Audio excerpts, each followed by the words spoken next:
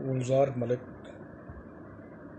Micro کہانیاں مسیحا نعت۔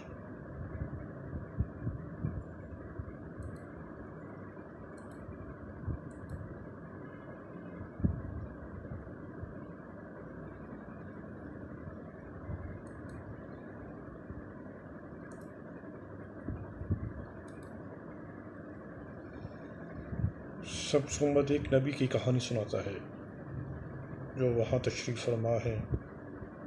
تیز روشنی کا محور جو پیدا ہوئی اور دور دور تک پھیل گئی۔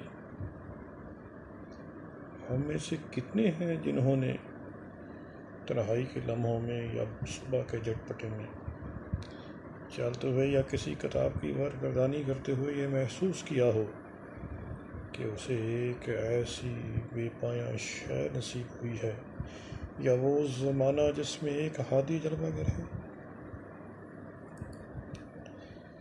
انسان جو اپنے اندر چاہت رکھتا ہے، یہ ناقابل تنسیق عقیدہ، اور جسے ہادی کے مقڑے کو دیکھنے کی آرزو رہی ہے، بالکل اویس کی طرح جو بار بار اپنی بوڑھی ماں سے اجازت طلب کرتا رہا تاکہ اس نعمت کو پا سکے جو مدینہ کی گلیوں میں کھجور کی چھاؤں تلے محمدی فرش پر جلوہ گر تھی، اور جب بے قرار عاشق ذات کو پھر بھی دید نصیب نہ ہوئی تو فرط عشق میں وہ چلا اٹھا، میرے محبوب، میرے آقا، میرے ہادی، تیری صورت کیسی ہے؟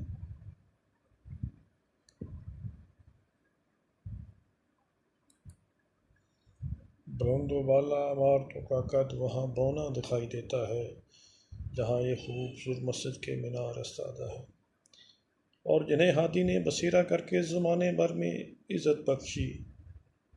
اور اگر ہمیں واقعی معلوم ہو جائے کہ پہلے ایام کی مانند جب جسرت مدینہ بنا، حضور آج بھی وہاں تشریف فرما ہے، تو روحانی حقائق کی کلید ہمیں مل جائے اور ہم یقین کامل پا جائیں کہ ایک یتیم بچہ واقعی نبی الآخر الزماں ہے۔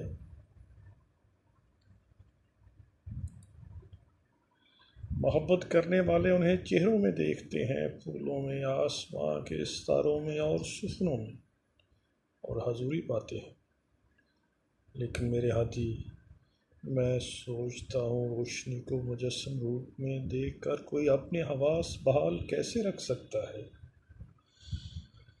سورج کو آنکھ بھر کر دیکھنے کی کسے مجال؟ جس نور کو دیکھ کر موسیٰ گشگا گئے، تیرا وجود اسی نور سے گوندا گیا ہے۔ تو کوئی کیسے بتا سکتا ہے کہ تیری آنکھوں کا رنگ کیسا ہے، زلفیں کیسی، رخسار اور ابرو کیسے؟ لیکن اگر ایسا نہیں ہے تو پھر میرے محبوب،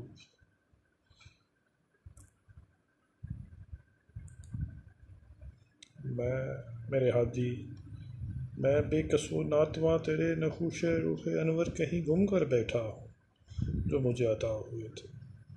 میرے مسیحا، میرے آقا، میرے محبوب، میں نے وہ کھویا جس کی کوئی مثل نہیں۔ میں نے تیری صورت نہیں خزانہ اپنی زندگی